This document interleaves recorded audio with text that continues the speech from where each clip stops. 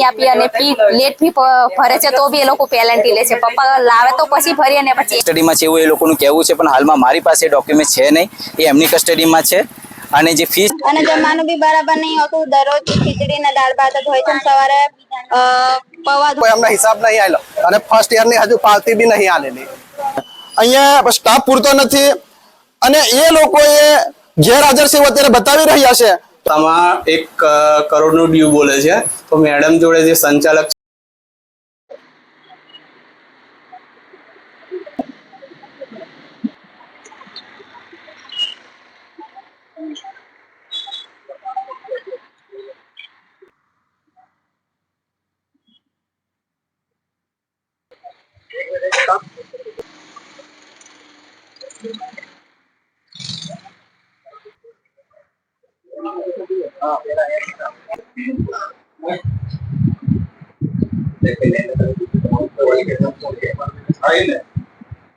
हमने अरे सर्टिफिकेट मेरा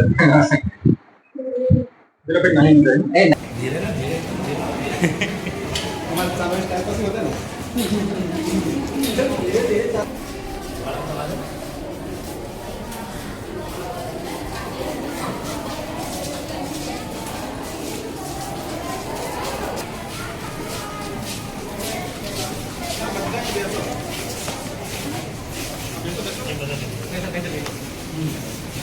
એટલા બધા તો આવે બી નહીં અંદર।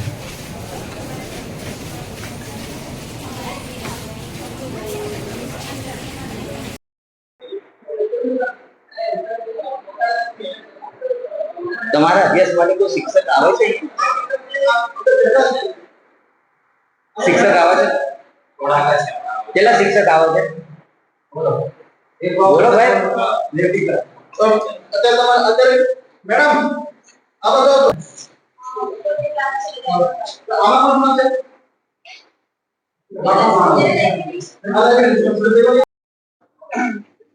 કોઈ નહીં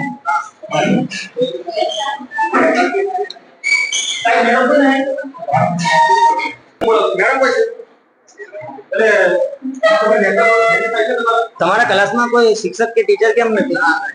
કેમ કેટલા સમયથી નથી આવતા? એટલે અહીંયા કોઈ ક્લાસમાં આવતા નથી? કોઈ નહીં આવતું? કેટલા સમયથી? 4 મહિનાથી તમને અભ્યાસ માટે કોઈ આવતો નથી? એક જ જણા ક્યારે આવે છે? આજે લેક્ચર લેવાયા હતા, એક લેક્ચર નહીં લેવાયો। એક જ લેક્ચર લેવાયો ને એક બીજું લેવાયો નહીં? આજે લેવાયો।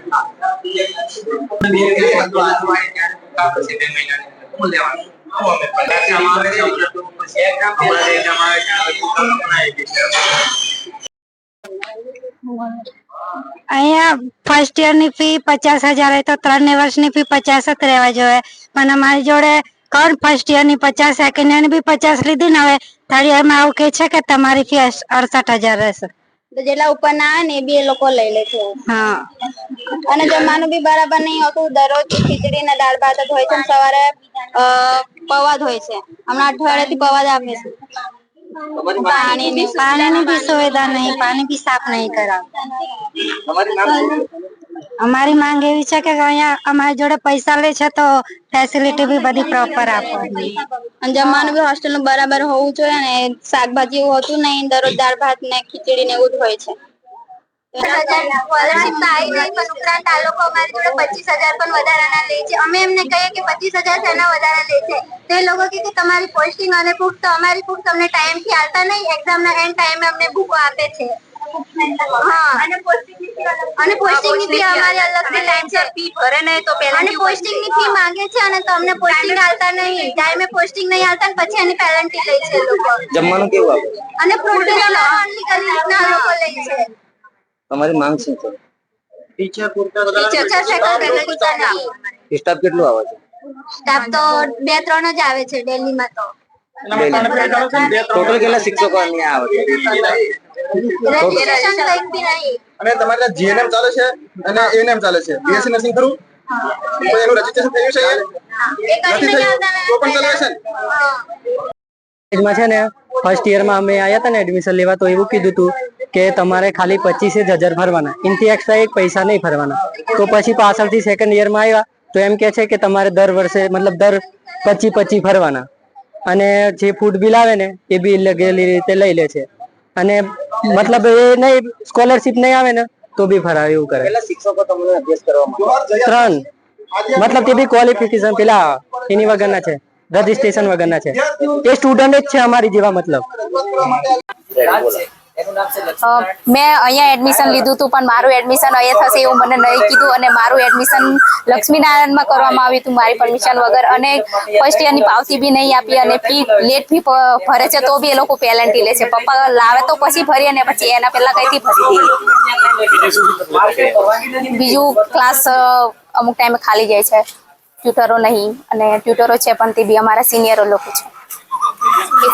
ફેકલ્ટી એક જ છે, રાઠવા હેતલબેન રમણભાઈ.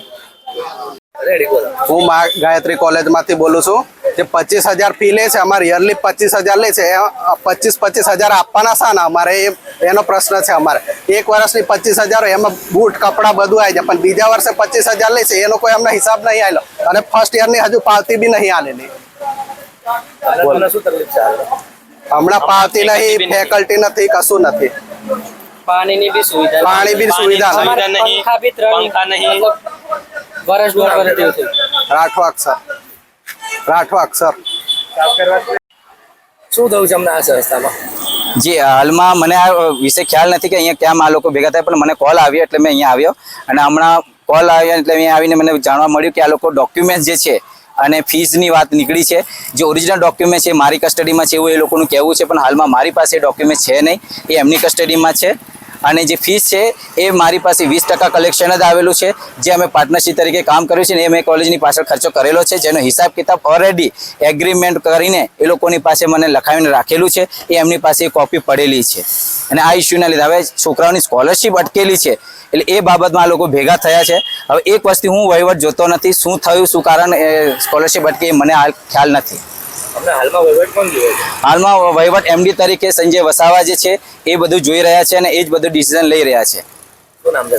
મારું નામ તેજલસિંહ રાઠવા છે. જોહાર જય આદિવાસી. આજે અમે ગાયત્રી કોલેજ નર્સિંગ કોલેજની અંદર આજે જે વિદ્યાર્થીઓની જે સમસ્યા છે, સમસ્યાને લઈને અમે રજૂઆત કરવા માટે આવ્યા છે. આજે બહેનો છે, ભાઈઓ છે, એમને અહીંયા ભણવા માટે પૂરી સુવિધા નથી, સ્ટાફ પણ નથી. એમને પૂછવામાં આવ્યું છે ત્યારે એમ કહી રહ્યા છે કે 2 થી 3 ટીચર રોજના આવે છે. તો જે શા માટે આજે આદિવાસી વિદ્યાર્થીઓને અન્યાય કરવામાં આવી રહ્યો છે? અને જ્યારે ઇન્ચાર્જમાં પ્રિન્સિપાલ મેડમને અમે વાત કરી ત્યારે એમણે એમ કહે છે કે બધા રોજ હાજર હોય છે, ડેલી ક્લાસ લેવામાં આવે છે, પણ અહીંયા સ્ટાફ પૂરતો નથી, અને એ લોકોએ ગેરહાજર છે અત્યારે બતાવી રહ્યા છે. તો શા માટે ગેરહાજર છે, કયા કારણોથી ગેરહાજર છે, એનો કોઈ અહીંયા હિસાબ નથી એમની પાસે.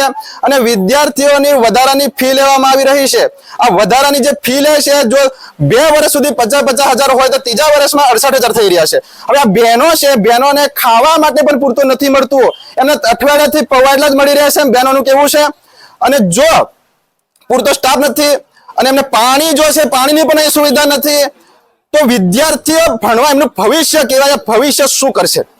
આ ભવિષ્ય છે, આવનારા ભારત દેશનું ભવિષ્ય જો આજે શિક્ષણ માટે ભોગવી રહ્યું છે, અને વિદ્યાર્થીઓની સ્કોલરશિપ નથી આવી એનો ભોગ પણ વિદ્યાર્થીઓ બન્યા છે.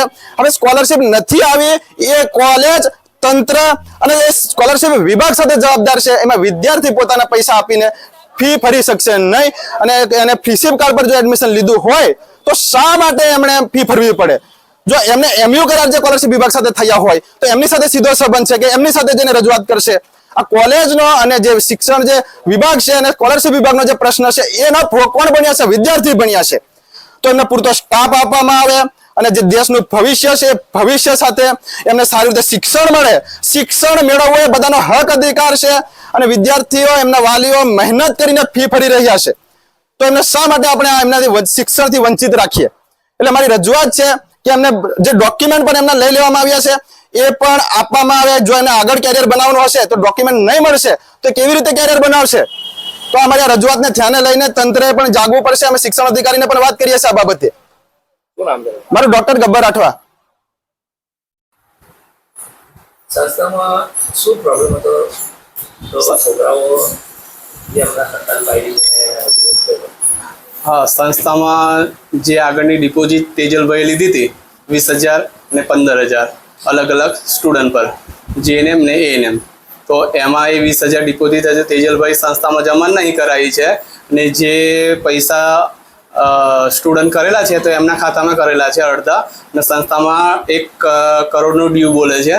તો મેડમ જોડે જે સંચાલક છે સંજય સર, વર્ષા શર્મા પ્રિન્સિપાલ છે, એ મેડમ જોડે નિકાલ કરતા હતા ડોન બોસ્કો સ્કૂલ વસેડી. તો એમાં તેજલભાઈ મેડમ પર ગુસ્સાઈને ઝઘડો કર્યો અને ફાધર જોડે બી કરી દીધો. તો મેડમને એવું કહ્યું છે કે હવે તેજલ તું શાંતિથી નિકાલ આવે તો પોલીસને બંદોબસ્ત લઈને નિકાલ આવશે, કેમ કોઈ બધો ડ્યુ તેજલભાઈ પર 1 કરોડનો બોલે છે. હવે તેજલભાઈ કઈ જવાબ નહીં આપતા સ્ટુડન્ટને, કંઈ નહીં. તો હવે એ આગળની પ્રોસેસ મેડમને તેજલભાઈ નિકાલ કરી દેશે. શું નામ છે? સંજય વસાવા, શું જવાબદારી? Managing director.